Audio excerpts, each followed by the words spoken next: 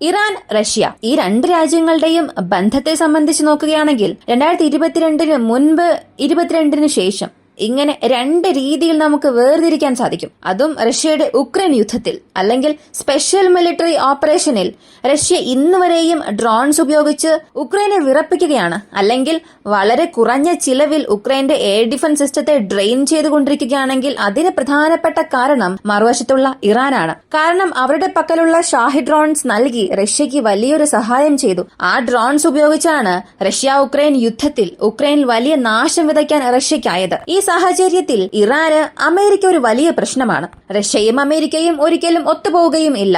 റഷ്യയ്ക്കും ഇസ്രായേലിനും ഇടയിൽ 2022 മുൻപ് വരെയും നേരിട്ട് നല്ലൊരു ബന്ധമുണ്ടായിരുന്നു. പക്ഷേ സെലൻസ്കിക്കെതിരെയുള്ള ഒരു യുദ്ധം റഷ്യ അറിയിച്ചതിനു ശേഷം ഈ രണ്ട് രാജ്യങ്ങൾക്കും ഇടയിലുണ്ടായിരുന്ന ബന്ധമെന്നത് അത്രത്തോളം വലിയ രീതിയിൽ നന്നായി പോയില്ല. മറ്റൊരു വശത്ത് അമേരിക്കയുടെ ക്ലോസസ്റ്റ് അലയാണ് ഇസ്രായേൽ. അപ്പോ ഈ നാല് രാജ്യവും നേർരേഖയിൽ നിൽക്കുകയാണെങ്കിൽ എന്തായിരിക്കും സംഭവിക്കുക?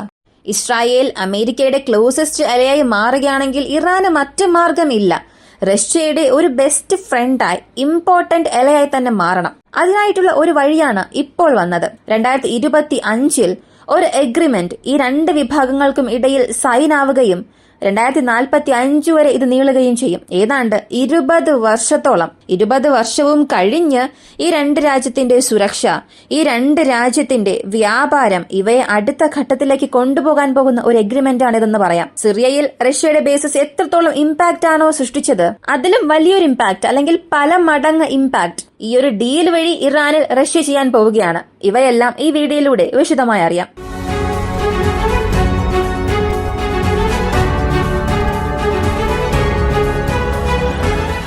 റഷ്യൻ തലസ്ഥാനമായ മോസ്കോയിൽ വെച്ച് ഇറാന്റെ പ്രസിഡന്റും റഷ്യൻ പ്രസിഡന്റിനുമിടയിൽ ഒരു പ്രധാനപ്പെട്ട സെക്യൂരിറ്റി ട്രേഡ് എഗ്രിമെന്റ് സൈൻ ആകുന്നു. ഈ രണ്ട് രാജ്യങ്ങളും മോസ്കോയിൽ കണ്ടുമുട്ടി സംസാരിച്ചത് മാത്രമല്ല, ഈ ഒരു എഗ്രിമെന്റ് സൈൻ ആയതിനു ശേഷം വെസ്റ്റേൺ കൺട്രീസിന്റെ പ്രതികരണമാണ് ഹൈലൈറ്റ് ആയത്.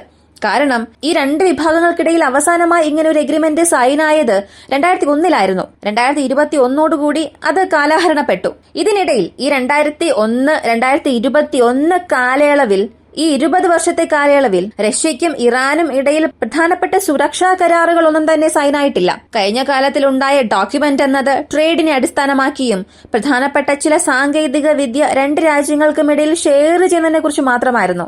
എന്നാൽ ഇപ്പോൾ അടുത്ത ഘട്ടമായി ഉണ്ടായ ഈയൊരു ഡോക്യുമെന്റ് എന്നത് ട്രേഡിനെ രണ്ടാമത്തെ സ്ഥാനത്തേക്ക് കൊണ്ടുവന്നിട്ടുണ്ട്. സൈനികം സംബന്ധിക്കുന്ന സാങ്കേതിക വിദ്യയ്ക്കും ആദ്യ സ്ഥാനം നൽകിയിട്ടുണ്ട്. ഇതിൽ പ്രധാനപ്പെട്ട ഒരു 4-5 പോയിന്റ്സ് ഉണ്ട്.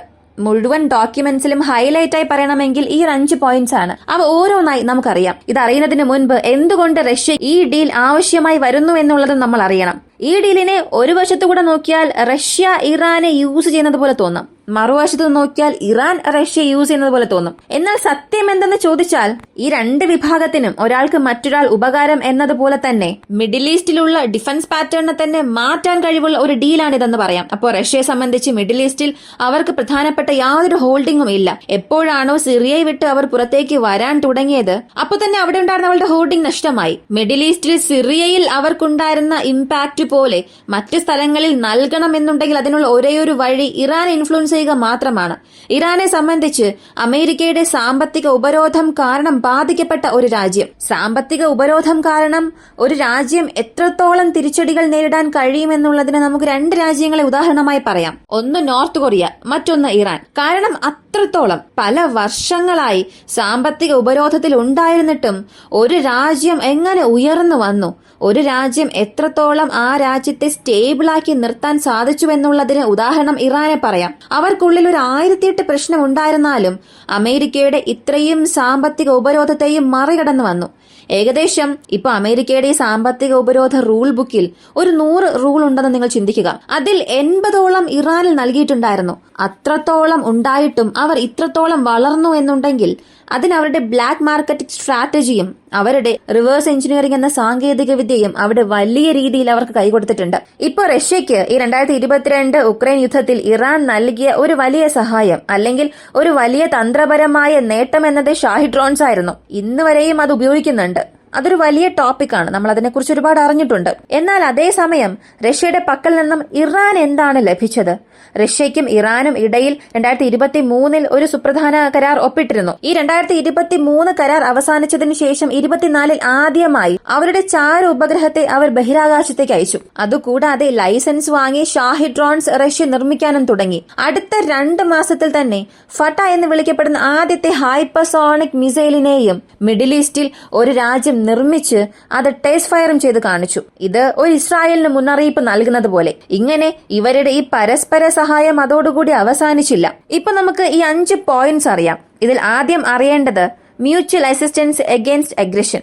ഇത് കേട്ട ഉടനെ എല്ലാവർക്കും ഒരു കാര്യം മനസ്സിലായിട്ടുണ്ടാകും. ഈ 2 രാജ്യത്തിനും ഇടയിൽ വ്യാപാരപരമായും മറ്റേതെങ്കിലും രീതിയിൽ സൈബർ പരമായോ ഇത് സംബന്ധിക്കുന്ന യാതൊരു ത്രെഡ് തേർഡ് പാർട്ടി വഴി വന്നാൽ, മൂന്നാമത് ഒരു രാജ്യത്തിൽ നിന്ന് വന്നാൽ അവിടെ റഷ്യ ഇവർക്ക് സഹായകമായി ഇറങ്ങണം. അതുമാത്രമല്ല, ഇവർക്ക് ആവശ്യമായ ഇന്റലിജൻസ് ഇൻപുട്ട് റഷ്യ ഇറാന് നൽകണം, ഇറാൻ റഷ്യക്ക് നൽകണം. ഇതാണ് പ്രധാനപ്പെട്ട കോൺസെപ്റ്റ്. അടുത്തുള്ളത് സെക്യൂരിറ്റി ആൻഡ് ഡിഫൻസ് കോർപ്പറേഷൻ. ഇതിൽ റഷ്യയും ഇറാനും ചേർന്ന് ഏത് മേഖലയിലും പ്രധാനമായും ബഹിരാകാശ ഗവേഷണത്തെ എങ്ങനെ സൈനികത്തിന് ആവശ്യമായ രീതിയിലേക്ക് കൊണ്ടുവരാം, ഇവയാണ് ഈ കരാറിലുള്ളത്. കാരണം ഇവിടെ റഷ്യ ആയാലും അമേരിക്കയായാലും സ്പേസ് വെപ്പൺസ് നിർമ്മിക്കാൻ തുടങ്ങിയിട്ടുണ്ട്. അതുപോലെ ഇറാനും റഷ്യയും ചേർന്ന് ഇതിൽ എന്തെല്ലാം ചെയ്യാം. ഇറാനെ സംബന്ധിച്ച് അവരുടെ പക്കൽ ഇങ്ങനെയുള്ള ഹൈ ടെക്നോളജീസ് ഒന്നും ഇല്ല. ബഹിരാകാശ ഗവേഷണം സംബന്ധിക്കുന്ന രീതിയിലുള്ള ഒരു ഹൈ ടെക്നോളജി ഒന്നും പറയത്തക്ക രീതിയിൽ അവരുടെ പക്കലില്ല. അപ്പോ അതിന് റഷ്യയിൽ നിന്ന് എന്ത് സഹായം നൽകാൻ സാധിക്കും? അതിന് പകരമായി ഇറാൻ എന്ത് ചെയ്യാൻ പോകുന്നു എന്നുള്ളതാണ് ഈ സെഗ്മെന്റിലുള്ള പ്രധാനപ്പെട്ട ഒന്ന്. ഇനി ഈ സ്പേസ് ടെക്നോളജിയെ സംബന്ധിച്ച് റഷ്യ വളരെ വളരെ സുപ്പീരിയർ ആണ്. കാരണം കോൾഡ് വാർ എറ മുതൽ വളരെ പ്രധാനപ്പെട്ട അച്ചീവ്മെന്റ്സ് ഇതിൽ നടത്തിയത് റഷ്യ തന്നെയാണ്. ഇപ്പൊ ഇറാന്റെ പക്കൽ അങ്ങനെ ഒരു സാങ്കേതിക വിദ്യ ഇല്ലാത്തത് കൊണ്ട് ഇതിന് പകരം ഇറാൻ എന്താണ് ചെയ്യാൻ പോകുന്നത് എന്ന് ചോദിച്ചാൽ, ഇറാനിൽ പല ഓയിൽ ഗ്യാസ് ഫീൽഡ്സ് ഉണ്ട്.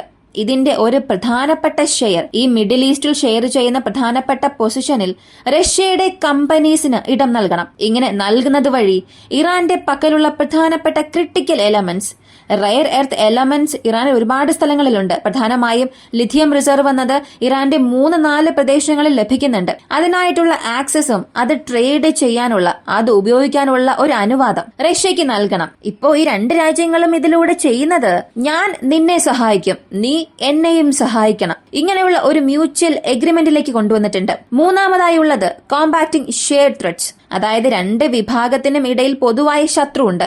ഇറാനും റഷ്യയ്ക്കും പൊതുവായുള്ള ശത്രു ആരാണെന്ന് ചോദിച്ചാൽ യൂറോപ്യൻ യൂണിയനും അമേരിക്കയുമായിരിക്കും. ഇതിൽ ഇസ്രായേലിനെ സംബന്ധിച്ച് റഷ്യയുടെ പക്കൽ ഒരു രീതിയിൽ, അമേരിക്കയുടെ പക്കൽ ഒരു രീതിയിലും, ഇനി ഇറാന്റെ പക്കലാണെങ്കിൽ മറ്റൊരു രീതിയിലായിരിക്കും അവർ പെരുമാറുക. കാരണം ഇവരെ സംബന്ധിച്ച് റഷ്യ അവർക്ക് നേരിട്ടുള്ള ഒരു ശത്രു അല്ല, എന്നാൽ ഇറാൻ നേരിട്ടുള്ള ഒരു ശത്രുവാണ്. അപ്പോ ഇങ്ങനെ ഇവർക്കുള്ളിലുള്ള ഈ ഷെയർഡ് എനിമീസ്, അവരെ കുറിച്ചുള്ള കോർഡിനേറ്റ്സ് അല്ലെങ്കിൽ അവരെ കുറിച്ചുള്ള സർവേലൻസ് 24 മണിക്കൂറും നൽകണം. അത്യാവശ്യ സാഹചര്യങ്ങളിലെല്ലാം ഷെയർ ചെയ്യണം. അതിലും ഈ ഇറാനിൽ പ്രധാനമായും കോൺസെൻട്രേറ്റ് ചെയ്യുന്നത് EU3, EU Big 3 എന്ന് പറയും. അതായത് യൂറോപ്യൻ യൂണിയനിലെ പ്രധാനപ്പെട്ട 3 രാജ്യം, ഫ്രാൻസ്, ജർമ്മനി, ഇറ്റലി. ഈ രാജ്യങ്ങളുടെ ഡേറ്റ കൂടുതലായും റഷ്യയുടെ പക്കൽ നിന്നും അവർ ആവശ്യപ്പെട്ടിട്ടുണ്ട്. ഇതിന് പകരമായി റഷ്യ ഇറാനോട് ചോദിച്ചിരിക്കുന്നത് നാറ്റോ സംബന്ധിക്കുന്ന കോർഡിനേറ്റ്സ് അല്ലെങ്കിൽ നാറ്റോ രാജ്യങ്ങളുടെ പ്രധാനപ്പെട്ട ഇന്റൽ ഇൻപുട്സ് ആണ്. ഇറാനെ സംബന്ധിച്ച് ഇറാന്റെ പക്കൽ ഒരു വലിയ സൈബർ നെറ്റ്വർക്ക് തന്നെയുണ്ട്. അമേരിക്കയുടെ ഒരുപാട് ഗവൺമെന്റ് സെക്ടേഴ്സിലും അവരുടെ ഒരുപാട് ഡേറ്റാസിലും റഷ്യയുടെ ഹാക്കേഴ്സ് എത്രത്തോളം കഴിവ് തെളിയിച്ചിട്ടുണ്ടോ, അതുപോലെ തന്നെ ഇറാന്റെ ഹാക്കേഴ്സും അമേരിക്കയിൽ പല കാര്യങ്ങൾ ചെയ്തിട്ടുണ്ട്. ഇതിനെക്കുറിച്ചുള്ള ഇന്റൽ ഇൻപുട്സ് നൽകണമെന്നുള്ളതാണ് ഈ 2 പേർക്കും ഇടയിലെ പ്രധാനപ്പെട്ട ഷെയർഡ് അഗ്രിമെന്റ്സ്. അടുത്തത് ജോയിന്റ് മിലിറ്ററി എക്സസൈസ് ആണ്. ഇപ്പൊ പേർഷ്യൻ ഗൾഫ്, അറബിക്കടൽ ഇവിടങ്ങളിൽ ഇറാന് ഒരു നിർണായക ഇൻഫ്ലുവൻസ് ഉണ്ട്. അതും പേർഷ്യൻ ഗൾഫൊക്കെ ഇവരുടെ കൺട്രോളിലുള്ള പ്രദേശമാണ്. അവസാന വീഡിയോയിലും ഒരു കാര്യം പറഞ്ഞിരുന്നു, അണ്ടർഗ്രൗണ്ടിൽ ഒരു നാവൽ ഫെസിലിറ്റി നിർമ്മിക്കുന്നുവെന്ന്. അപ്പോ അങ്ങനെയുള്ള പ്രദേശങ്ങളിൽ വർഷത്തിൽ 3 മുതൽ 5 തവണയെങ്കിലും ഈ 2 രാജ്യങ്ങളും, ഈ 2 രാജ്യങ്ങളുടെ കീഴിലുള്ള സൗഹൃദ രാജ്യങ്ങളും മിലിറ്ററി എക്സസൈസ് ചെയ്യണം. ഇത് വെറുതെ ഒരു പാട്രോളിംഗ് എന്നതിനപ്പുറം ഒരു റിയൽ ടൈം വാർ എക്സ്പീരിയൻസ് നൽകുന്നതിന് വേണ്ടിയാണ്. പ്രധാനമായും ഇറാന്റെ ആർമഡ് മെമ്പേഴ്സിനു വേണ്ടി ഈ ആർമി എക്സസൈസ് ചെയ്യണം എന്നുള്ള ഒരു അഭ്യർത്ഥനയും ഇറാൻ നടത്തിയിട്ടുണ്ട്. അടുത്തത് അവസാനമുള്ള 2 പോയിന്റ്സ്, ഡിഫൻസ് മീറ്റിംഗ്. അതൊരു പ്രധാനപ്പെട്ട വാലിഡ് പോയിന്റ് ആണ്. രണ്ട് രാജ്യങ്ങൾക്കും ഇടയിൽ പ്രധാനപ്പെട്ട ഡിഫൻസ് മീറ്റിംഗ്സ് ഇടയ്ക്കിടയ്ക്ക് അറേഞ്ച് ചെയ്യണം, അല്ലെങ്കിൽ രണ്ട് വിഭാഗത്തിനും ഇടയിൽ ആനുവൽ ഡിഫൻസ് കോർപ്പറേഷൻ മീറ്റിംഗ് നടത്തണം. ഇത് എപ്പോഴും നടക്കുന്ന ഒരു കാര്യമാണ്. ഇതിനെക്കുറിച്ച് വലിയ രീതിയിൽ അറിയേണ്ട ആവശ്യമില്ല.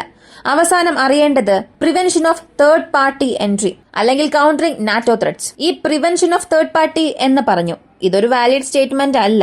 ഈ രണ്ട് രാജ്യങ്ങൾക്കും ഇടയിൽ ഒരു ഡിഫൻസ് എഗ്രിമെന്റ് സംഭവിച്ചാൽ അത് നാറ്റോ കോൺസെപ്റ്റിൽ തന്നെയായിരിക്കും വർക്ക് ആവുക. ഇപ്പോ രണ്ട് രാജ്യങ്ങൾക്കും ഇടയിൽ ഒരു പ്രശ്നം സംഭവിക്കുന്നു, മൂന്നാമതായി ഒരു രാജ്യം അകത്തേക്ക് കടക്കുകയാണ്. അതിനെ കൗണ്ടർ ചെയ്യുക വലിയ കാര്യം അല്ല. പക്ഷേ മറ്റൊരു വലിയ കാര്യമുണ്ട്, നാറ്റോ ത്രെറ്റ്സ്. സത്യത്തിൽ ഇത് പൂർണ്ണമായും തയ്യാറാക്കിയിരിക്കുന്നത് റഷ്യ ഓറിയന്റഡ് ആയിട്ടാണ്. ഇപ്പൊ റഷ്യക്ക് എതിരെ ഒരു പ്രശ്നം വരുന്നു, അല്ലെങ്കിൽ ഉക്രൈനിൽ റഷ്യ എന്തെങ്കിലും ഒന്ന് ചെയ്യുമ്പോൾ ഇപ്പോ ഈ ഒരു ഡീൽ സൈനായി അത് എഫക്റ്റീവായി പ്രവർത്തനത്തിലേക്ക് വന്നതിന് ശേഷം റഷ്യക്കെതിരെ ഒരു പ്രശ്നം വരികയാണ്, അല്ലെങ്കിൽ ഉക്രൈനിൽ റഷ്യ എന്തെങ്കിലും ഒന്ന് ചെയ്യുകയാണെങ്കിൽ നാറ്റോ അകത്തേക്ക് വരികയാണ്, അല്ലെങ്കിൽ ഇറാനിൽ എന്തെങ്കിലും ഒരു പ്രശ്നം വരുന്നു, ഇറാനും ഇസ്രായേലിനും ഇടയിൽ എന്തോ ഒരു പ്രശ്നം നടക്കുന്നു, അവിടെ നാറ്റോ അകത്തേക്ക് വരുന്നു, അല്ലെങ്കിൽ അമേരിക്ക അകത്തേക്ക് വരികയാണെങ്കിൽ അവിടെ റഷ്യയും അകത്തേക്ക് വരണം. അതായത് ഉക്രൈൻ യുദ്ധത്തിൽ നാറ്റോ അകത്തേക്ക് ഇറങ്ങിയാൽ അവിടെ ഇറാന്റെ സൗഹൃദ രാജ്യങ്ങൾ അകത്തേക്ക് വരണം.